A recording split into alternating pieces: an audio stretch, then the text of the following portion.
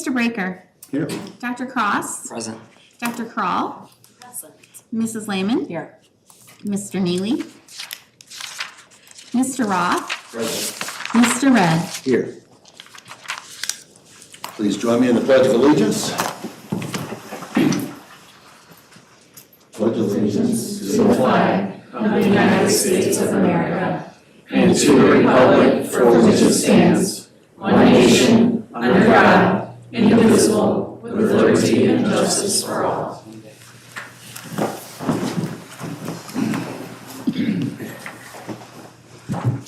This is the audience presentation portion, so every board meeting now will have two opportunities for public comments. The first session of public comments at the beginning of the meeting is strictly for items that appear on this meeting's agenda for discussion or action. The second session of public comments at the end of the meeting is for other communication that is not necessarily on the board's agenda. In order to speak at the meetings, members of the public must complete a card with their name, topic, and turn it in prior to the beginning of the first segment of public comments. If you wish to speak and have not yet turned in your card, now is your final opportunity. The Board of Education will take all comments under consideration and respond, if necessary, in a timely manner. We ask that your comments address the Board of Education and not the audience. We will limit your comments to 5 minutes, and participants are expected to conduct themselves with civility and respect and follow the guidelines outlined in the board policy. With that, we will take our first presenter, if we have any, Joe. We have three that are on agenda-related topics, and then we'll have one that is a non-agenda. Okay, the first speaker is Elaine Hopkins, talking about Open Meeting Act and public comments. Over here. Over here.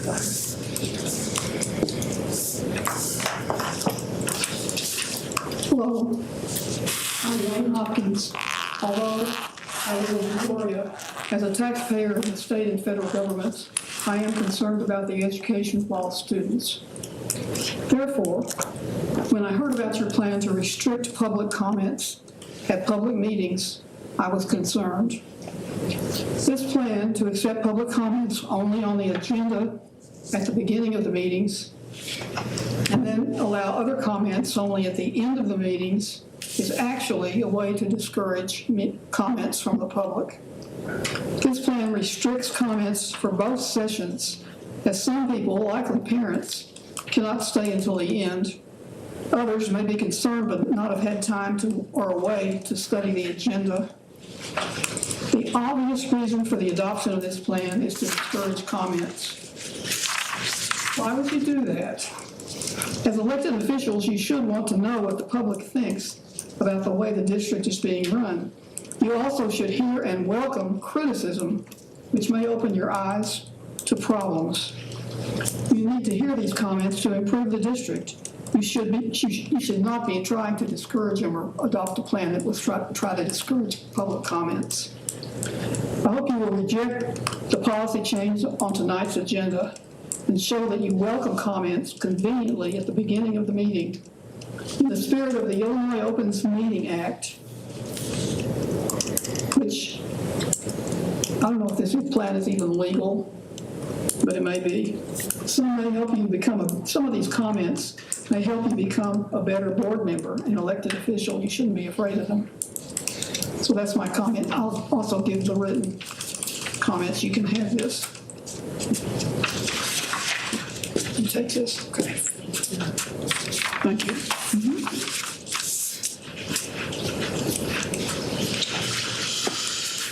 Okay.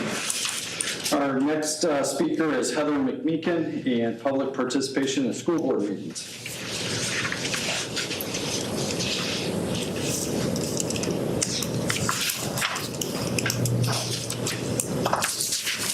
Hello, my name is Heather McMeekin. I'm the co-president of Peoria, Illinois Now. I am here again, as I have been many times since September 5th, which was the first time that you were asked to bring police in after we didn't feel safe. There were many women who asked you to, and you didn't then. Regarding your public comment policy, I want to point out that it's ableist. You are targeting and making it harder for those who are disabled to be able to have a proxy come here for them. For those who do not feel safe coming to a small area during cold and flu season, maybe they're immunosuppressed, or maybe like me, they might be a member of the LGBTQ community and not like this prayer that I was just subjected to from an anti-LGBTQ church preacher. It's also against military families because that says that they can't have a proxy. So I guess if they're serving somewhere else, they're just out of luck and their kids in your school. They also are against women who are the primary caregivers of both the generation coming up, their children, and the primary caregivers of generally both parents, if not both sets of parents in a marriage. So in the evenings, they may not be able to make it and may need a proxy, and maybe there's something they want to speak to. It would be good if you would reconsider the demagoguery also that has happened in this public body, because Mr. Breaker, you said something that was just not true on the record and you have not corrected it. You said to everybody that we asked for some people to step down because they were Christian. That is false. That is called a false narrative. And the last I checked, I am no longer a Christian, but I was brought up in the Christian faith, that bearing false witness against people is actually a sin. But I'll leave that between you and the God of your understanding. I just hope you correct the record, because that is not okay to lie about what we said or to portray it as if we are doing this. The other thing I'll tell you about public comments is it is hard for people to come up here, but people have. When Mr. Fay was doing his public comment, he was allowed to slander a black disabled child and their parents and call them liars. And then when we were walking out, he started a conversation with some of the people upset by that. And they had words. And he claimed he didn't feel safe and Is this agenda related? And so, do I not get my 5 minutes? What I'm saying is, I don't know if that's part of the Or are you agenda. going to make sure I have to justify every sentence out of my mouth, or will I be continued to my full 5 minutes without it? Because I am speaking about the way that the public comments have gone. Because now you are threatening to remove a grandmother of 6 people from this and being on public property based on one man claiming that we were somehow violent or unsafe, after he committed a crime against a child using his public comment that we all witnessed. And people have a right to their feelings about being upset at someone slandering a child. Mr. Fay slandered a child and slandered that child's parents. And nothing was done to Mr. Fay. But a grandmother who got upset at that is now facing being banned here. And more than that, she's been sent an email basically telling her that she will be publicly humiliated if she tries to fight it. You didn't ask for witnesses, you didn't ask for us. Ma'am, This is about the public comment. this is not about agenda. Our agenda is about a public policy that you're talking about history, not what we're proposing. I'm correcting the record about the public comments because there are people now being mischaracterized by you. And you're not supposed to interrupt people during a public comment. That does violate my rights. Ma'am, you are... No, that is not how a public comment is supposed to work. You are supposed to be able to allow me to speak. If we're talking about agenda items, you are allowed to speak. Yes, I'm speaking about, you have allowed people on the public comment to abuse us, to lie, to slander people and commit crimes against vulnerable people. Now, I would like to thank you for your behavior because it has shown us and illustrated to our people who are concerned about these issues that you are doing to us just what the parents have told us you do to them when they try to talk about the problems that their children are having being bullied. And so now we see in full, this will be what people get: silencing, demagoguery, gaslighting, scapegoating. And as soon as my 30 seconds is up, you can bet that a male authoritarian will violate my personal space and get right in here to make sure I'm moved right away. That is not good faith public service. That is authoritarianism. That is patriarchy. It's inappropriate, and it's not respectful for you to subject me to a prayer from an anti-LGBTQ church. All right, Brian Groth will be our next speaker, speaking on public comment. I'm not sure whether I'm going to get interrupted or not by Mr. Breaker. My name is Brian Groth. I'm a member of the community and a resident for Morton for 20 years, and parent in the district. Mr. Breaker, on occasion you've spoken on the record before the beginning of public participation.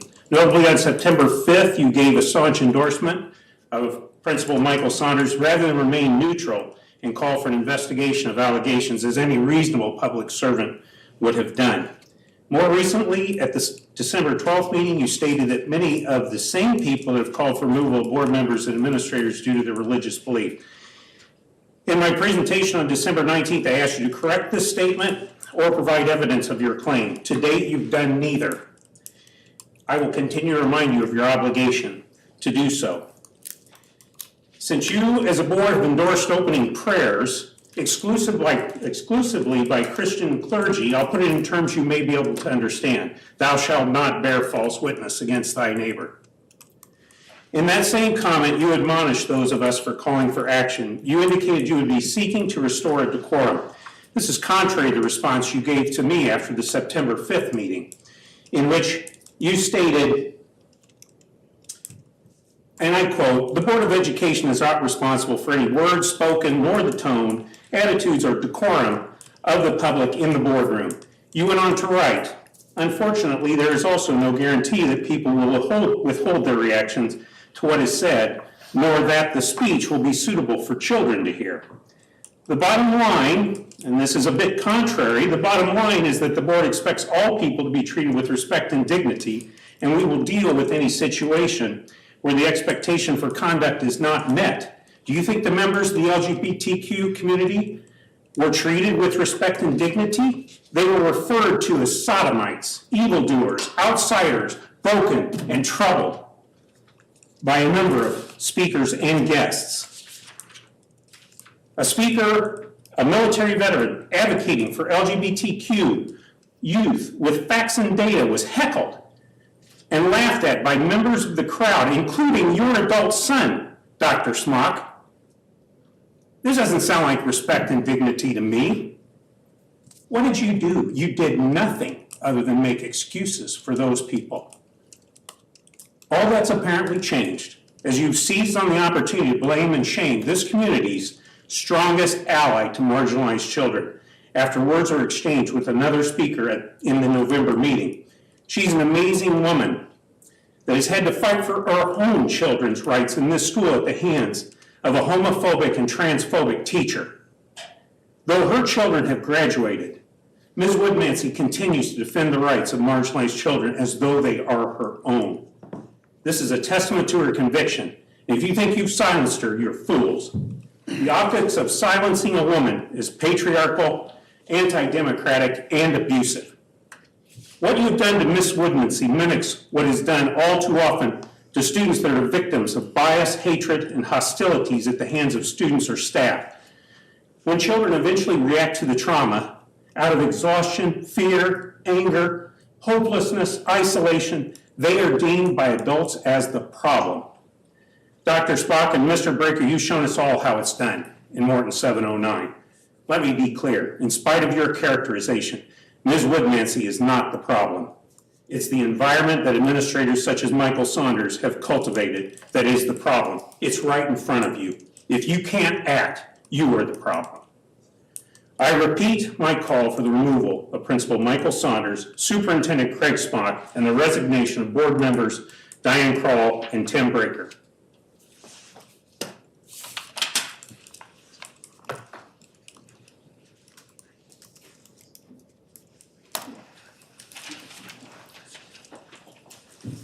That we will move on to reports, starting with the administrative reports. Okay, well, first up, we have a recognition. We have Scott Jones, our athletic director, is here with us today. If Scott would come on up. I want to congratulate Scott for being selected the athletic director of the year for our region. And it's a very big region. It's a region that stretches from Galesburg to Bloomington, all the way down to Decatur, I believe. And I just want to congratulate Scott and just say a few words about Scott. I'll let him say a few words as well. But Scott is one of the hardest working administrators that we have in our district. It is his passion, what he does each and every day. He does it with positivity. It's not always easy. He makes a lot of difficult decisions along the way. But he cares so much about the athletic programs at Morton High School. He cares about the coaches. He cares about the students that he serves. And under his leadership, we've had many, many successes. Our programs have grown. We've added programs that we never used to have before. And many of those athletic programs, both boys and girls, have gone into state competition, had many successes and many victories. So how about a round of applause for Scott Jones?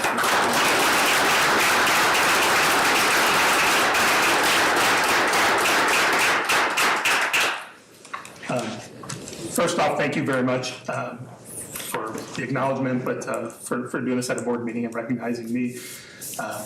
And it's so much of a bigger thing, a bigger picture. Our student athletes and our families, the commitments they make, our coaches, our administrative team at the high school who bends over backwards, and I say support all the time, but also from the board, the support is phenomenal, but the support comes in a lot of challenges, and we're always challenging each other at the high school and even here at the board and in the community to be better and do great things with our programs. We're going to continue to do that. We talk about our new programs that we started.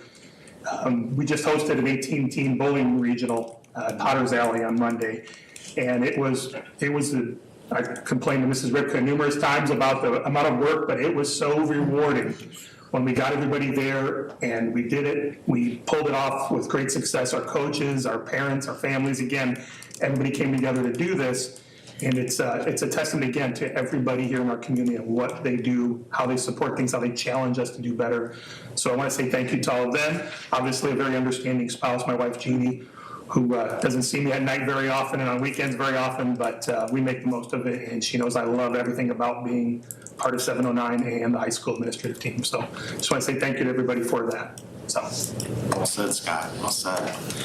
And I think in a meeting prior to this, I think we heard you say that you feel like you have the best job in the district. Absolutely. And you sure act like it, so we thank you for that. And Scott, we'd like to shake your hand, so if you wouldn't mind coming up, and we'd like to congratulate you individually. I'm looking forward to this. Thank you so much. Thanks so much. Well deserved, bro. Nice job. Thank you. Thanks, I appreciate it. They always get a pen. Yeah. We'll get cookies, brownies. Thanks so much. Well, Appreciate it.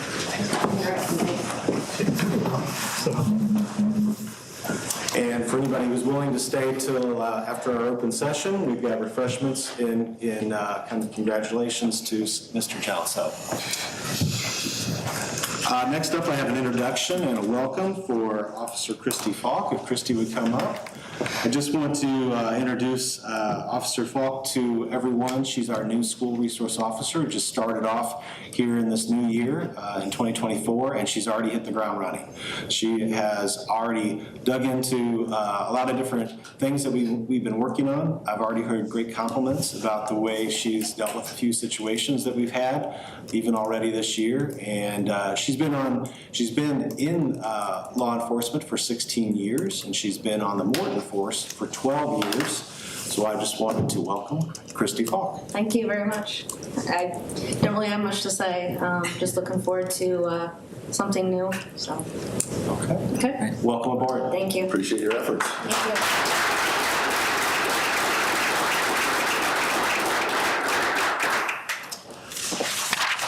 you. Okay, a few other things on my agenda here for my report. We've had some winter weather. I don't know if you've heard.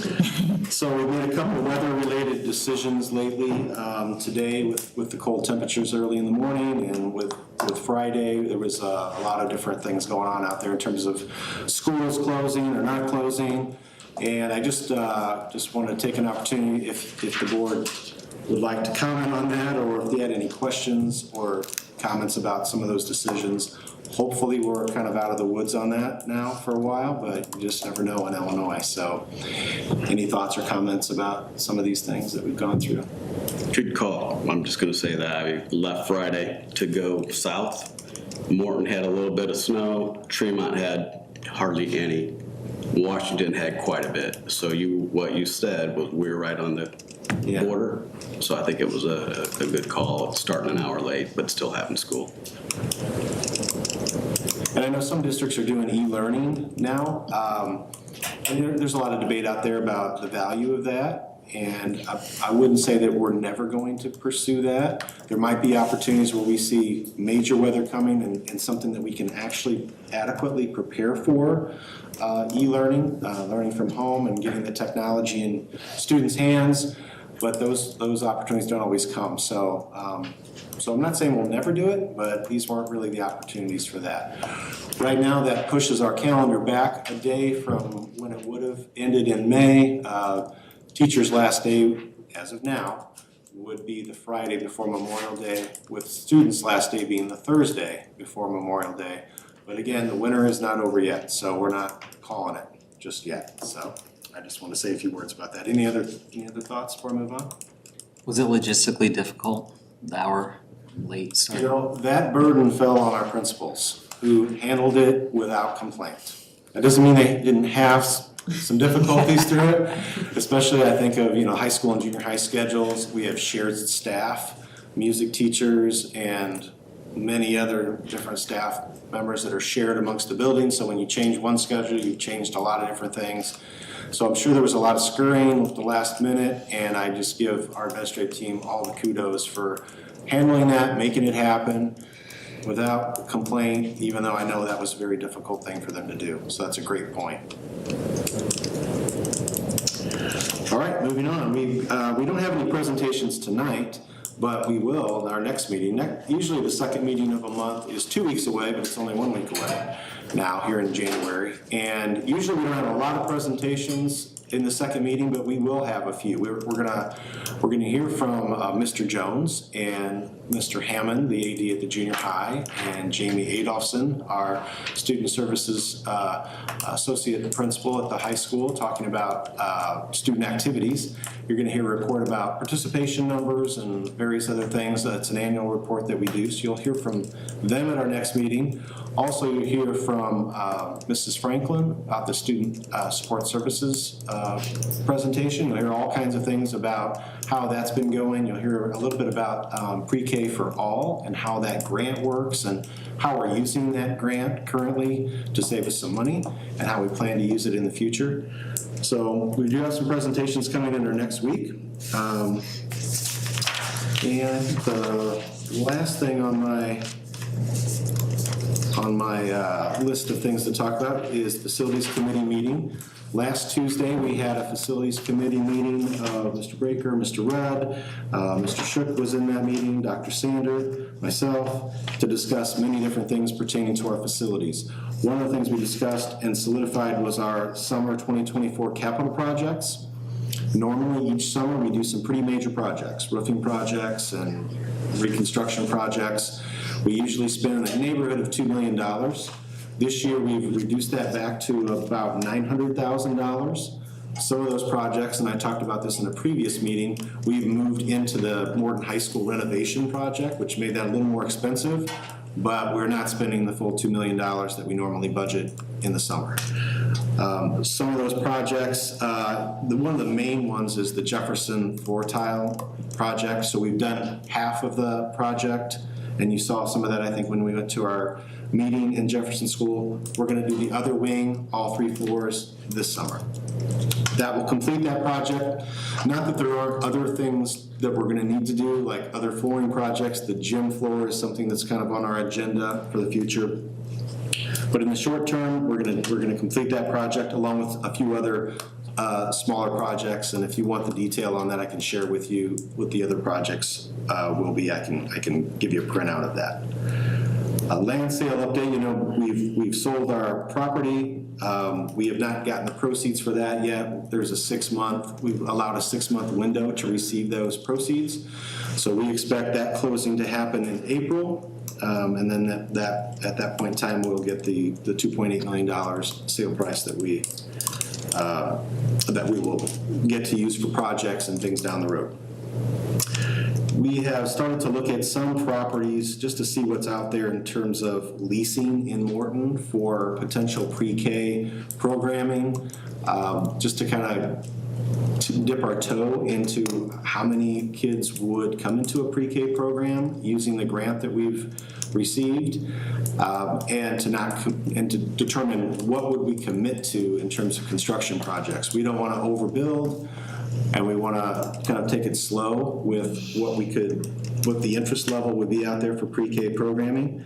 So we've started to take a look at what commercial properties are out there, and it's hard to find a property that's suitable for a school without a lot of renovation.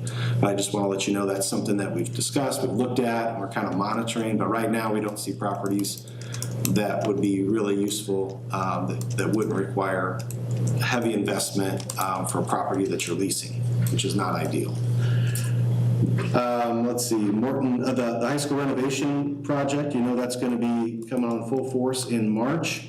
We've had discussions about safety, as that's going to block off our main entrance of our high school, so there'll be a lot of communication coming from the high school administration about the protocol and process, where's drop-off going to be, and signage, and just making sure that our kids are safe, our staff is safe, and that we're doing the best we can to navigate that. It's going to be a major barrier to operation.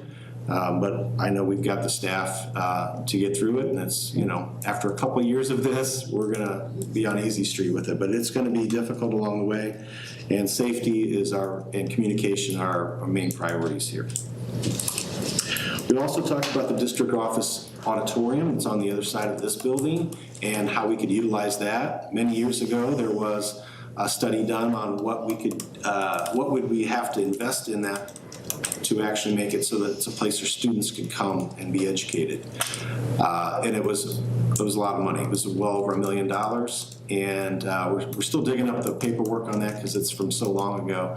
And I know all those prices certainly have gone up. But we're at least starting to kick around the idea of, could that be a place that we could remodel and use for some of the purposes that we've discussed?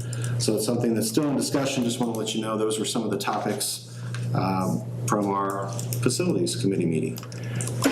Mr. Rudd, Mr. Raker, anything that you'd like to add that we talked about that I maybe missed there? I think you did a really good job of summarizing. It was a brainstorming session, so there's lots of stuff that was thrown out, but that was the highlights. Yeah, okay. Great. Okay. And that concludes my report. Thank you. Any questions for Dr. Smile? President's report, just I guess we started a new semester, so we're off and running. Special thanks to those who were involved in getting all the parking lots and sidewalks cleared off last Friday. I know that was they got a little bit of an early start to get that ready. And as far as making those decisions, I know those are early morning discussions, and we have the luxury of sitting back to, when it's all said and done, to say that was a good decision, or what were you thinking? So that was a good one. So that's one. Okay. Congratulations again to Scott for your award. Appreciate your efforts to get our kids involved and get the extracurricular activities going in the direction and the success they had. So appreciate that. And look forward to Officer Falk taking care of our kids and making sure they're safe, because it's always, sometimes we get complacent and there's always things out there that we need to make sure that we're being vigilant. So appreciate that. So that is it. Anything you have for agenda building? Probably need to speak a little bit about public comments. What are we going to do when people say they're going to do what's on the agenda tonight and then veer off? So at some point, we're going to have to make a determination, and I thought you did a really good job. You were very respectful, but we're going to have to figure out how we're going to handle this in the future. I would agree. That's uncomfortable. So.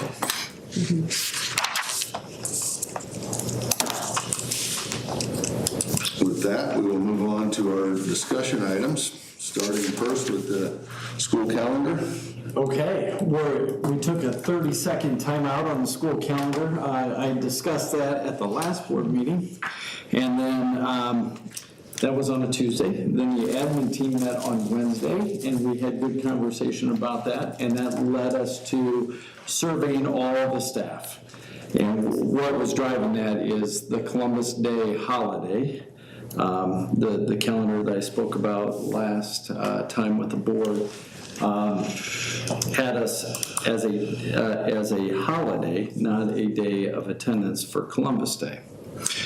Well, that also pushed us back a day beyond the Memorial Day weekend holiday. And so we did, as we discussed, we surveyed the staff, and it was probably a 65-35 in favor of the staff would wish to be in attendance on Columbus Day. And so that way, the last day of staff attendance would be prior to the Memorial Day weekend. So that being said, we made the adjustments, and so that is the current version of the calendar. So it still captures all the same other information. We just made that one day swapping out Columbus Day. So that will be a day of attendance once the board approves that and I get it submitted to ISB.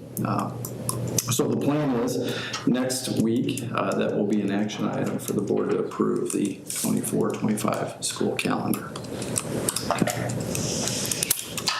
And so also included in, I think Ms. Valerie added to the board packet a draft of the calendar that would go out that is the public calendar. And so within that, parent-teacher conferences are one date. Those are the 24th and 25th of October. And then the other significant change on this calendar, the proposed calendar, is moving towards a spring break and then having the Good Friday and the Easter Monday off. So 2 separate periods there. So what questions do you have? The blue from the 23rd through the June 2nd, that's our, Those are the emergency days, so we 6 of them or 5? There's 5 of them, 5 emergency days, and then the last day is the teacher attendance day. So the students aren't in attendance. So it's the teacher in service and then the 5 emergency days. The last teachers. I'm counting 6. There are 6. 1 is the in-service day and 5 emergency days. So if we use no emergency days, then that backs up, so that teacher in-service day would be that first blue date. I believe that, what is that, the 22nd or 23rd? The last day for student attendance would be on the 22nd.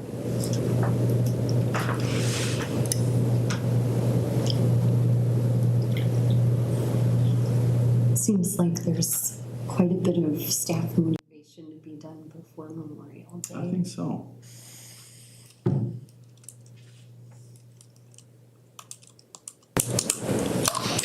Anything else? Good job on the printer. We just got it fixed today. The things you remember.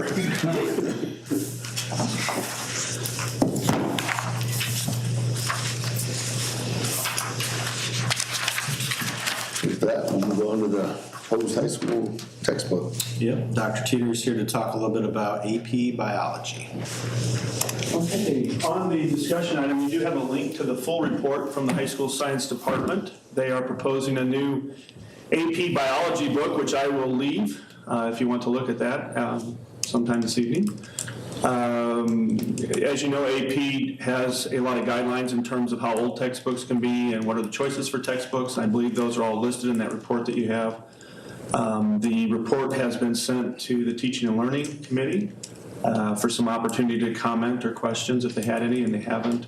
The leadership team has looked it over and would recommend this, and so I will put it on our website starting tomorrow, and it will be there for 30 days, and we will gather public comments during those 30 days, and then whenever the next board meeting after those 30 days falls will be an opportunity for you to officially approve it, at which time, if there's any public comments, I can share those. So are there questions on this? That's available for review from public. Mm-hmm. Yeah. Yeah, on the website, we put a link to the webpage, which has sample pages out of the book, but we also invite people, if they want to come in and see the whole book, they can come, and we have the book here on, so they can come see it. This is not a new course, it's the new textbook for our existing course. Yeah, I think the current textbook, if I remember correctly, Mary said was 7 years, 8 years, somewhere. It's nearing in on the 10-year mark, I know that, so it's time for a new one. Thank you.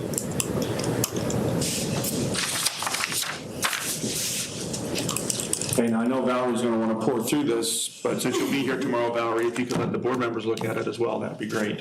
I will. We know how this is gonna work, just give it to Diane. Biology is a special favorite of mine. That will move on to action items, and our action item tonight is to approve the board policy 230, public participation in school board meetings and petitions to the board. So I have a motion to approve. So moved. I'll second. Discussion? I just want to say I appreciated the public feedback regarding the policy.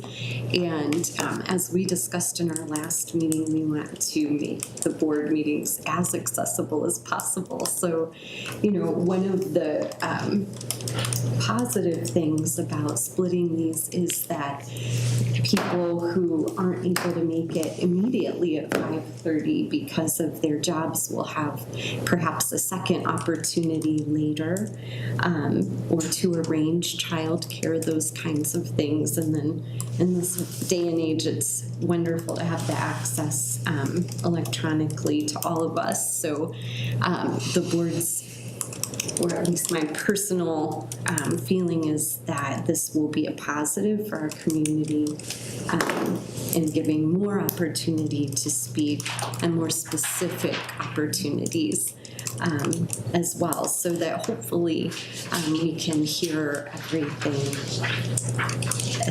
as much as we can in a good organized fashion.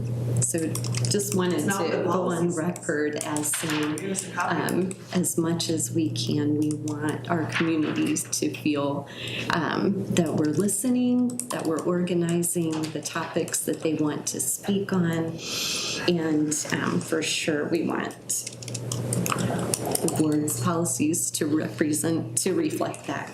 So actually, that ties into the question I had that I thought Jerry brought up is good. You know, how can we get good feedback, and when can we reassess how the policy is working? We do that with all of our policies. Is this accomplishing the purpose for which we put it forth? And, you know, what unforeseen positives and negatives come out of it?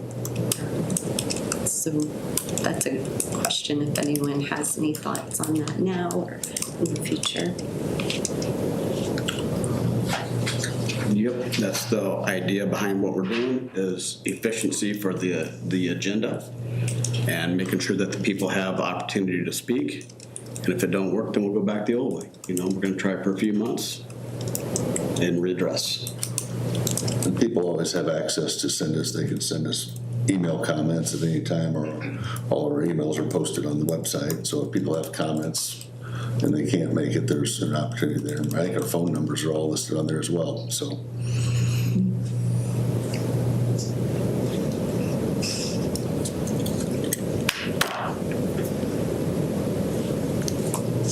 Any further discussion? Dr. Crawl? Yes. Mr. Rudd? Yes. Mrs. Lehman? Yes. Mr. Roth? Yes. Mr. Breaker? Yes. And Dr. Cross? Yes.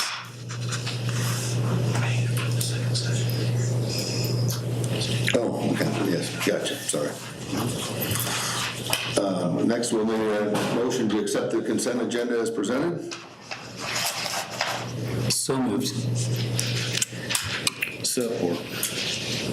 And just a discussion item, there's a line item in there approving a donation from a Mango Ford in Eureka. They donated some money to the Morton Academy. Yes. So that's appreciated, and just, I think it's there's a legal reason why we have to put it in the agenda, but it's nice that it's in there so that they can get the recognition. I know they didn't do it for the recognition, but it's nice that they're supportive of so.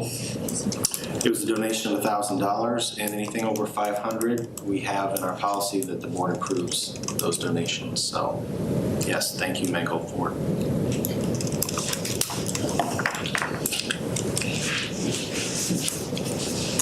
All right. Call the roll, please. Oh, yes, somebody move? Did I miss? Yes, we did. Sorry. Dr. Cross? Yes. Mr. Red? Yes. Dr. Craw? Yes. Mrs. Lehman? Yes. Mr. Neely's not here. Mr. Roth? Yes. And Mr. Breaker? Yes. Now, it's not noted on our agenda. It should be about a second session of public comments now. So now we're.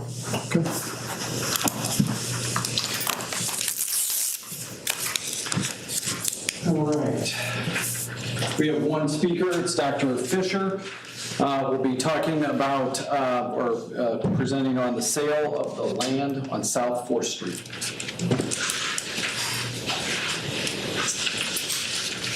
Hello, everyone. Well, that was what I was going to talk about, but we're going to have to add it to the end here because I was given a copy of the school board policy, everyone was, so at the beginning of this, and I'm going to read it for you. In order to speak at this meeting, members of the public must complete a card with their name and the topic and turn it in prior to the beginning of the first segment of public comments if you wish to speak. This is literally in direct contraindication of what you just said. So now I'm questioning, are you even reading the policies that you're going to be putting forth? Because that doesn't give two opportunities for people. That means that people now have to come at the beginning of the meeting, turn in a card, and sit here the whole time. And what happens if they want to address two things like I do? This is on the agenda, but I've put it at the end because I have things that are not on the agenda. As many of you know, I work full-time as a physician, and I have 3 young kids. I had to get a babysitter tonight, and it's hard enough to get here at 5:30, much less that, but at least I can afford it. So what about the people that can't afford it, or the people that can't be away from work for 2 hours? Like the gentleman that talked in your defense 2 weeks ago could not leave his managing position for 2 hours to sit here. Surely you recognize how that's a discriminatory policy against people who do not share the privilege you and I have, where we can afford these type of things. So I highly encourage you to revisit it and try to look at it from that lens, from someone who's less fortunate than we are. And if you're not going to, then for the love of God, get a Wi-Fi router down here, because I cannot sit out there for 2 hours every week without reception. So it's what I was actually going to talk about. I wanted to take a little break from pointing out how I think the board and district are failing our minority students and focus instead on how I think they're failing their Morton taxpayers. I alluded at my last presentation about the decision the board made earlier this year to cost the taxpayers $1.6 million, also while sacrificing the ability for the district to expand within town limits. For those of you who were not on the board in 2013 and may not know what I'm talking about, I'm going to start with a little history lesson.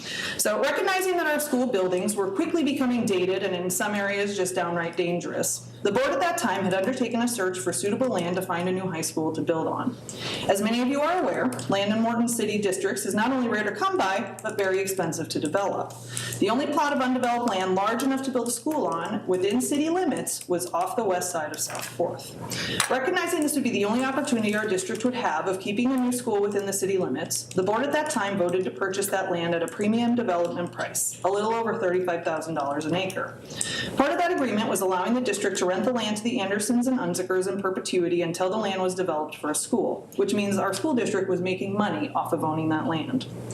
I've heard from more than one previous board member this purchase was a gift to future generations, ensuring the ability to expand the schools when it finally became necessary to do so. This board decided last year to sell that plot of land back to the Andersons and Unzikers, the original people we purchased it from, at a price of $22,000 an acre, which amounted to a $1.6 million loss to the district. And I can't for the life of me understand the reasoning behind that decision. This was a monumental decision with far-reaching consequences beyond the immediate loss of the $1.6 million. And yet I went back and I reviewed all the board meeting minutes from last year, watched them, and I can't see that this sale was discussed in depth at all. From what I can tell, the board never solicited public opinion or even any expertise when considering the sale of this property. Unless it was done in a closed session, I don't even see that you discussed it as a group. Now, obviously, I do not have any expertise in finances or agricultural development, but you know who does? Members of our community, and they were more than happy to speak with me and discuss the decision to sell this plot of land, as they I'm sure would have been to talk with you. Now, I don't have time in the 5 minutes I'm allowed to get into depth on these discussions, which is why I sent all of you an email asking these questions and have yet to get a reply back about it. But they all came to the same opinion. All 3 people I talked to that have a background in finance or agricultural development basically said the sale of this land was extremely short-sighted and a monumentally stupid financial decision for our district to make. So I'm requesting a public response from the board to refute that. Because from where I'm standing, it looks like you did not do any of the due diligence that should have been done and should be required of you as a board, and instead wrote off a $1.6 million loss like it was nothing, and then tried very hard to make sure no attention was brought to that monumental financial failure. So my question is, why am I working harder at researching this purchase than it seems any of you did before actually deciding to approve it? I also want to bring forth the fact that as hard as Tim Breaker keeps trying to make it seem like to push the narrative this board cannot engage in discussion with the public, that is exceedingly untrue. It's flat out lying. There are no rules restricting the board members from replying to public comments or engaging in public discussion. As a matter of fact, the Illinois Association of School Board website encourages community engagement and gives guidance on how to run community workshops meant to do exactly that. So to be clear, the school board very much could be and should be interacting with the public speakers about these topics. They're choosing not to. And the arrogance in not recognizing your limitations now costs the taxpayers $1.6 million, as well as the only possible plot of land for the expansion of our school system. Thank you, Dr. Fisher.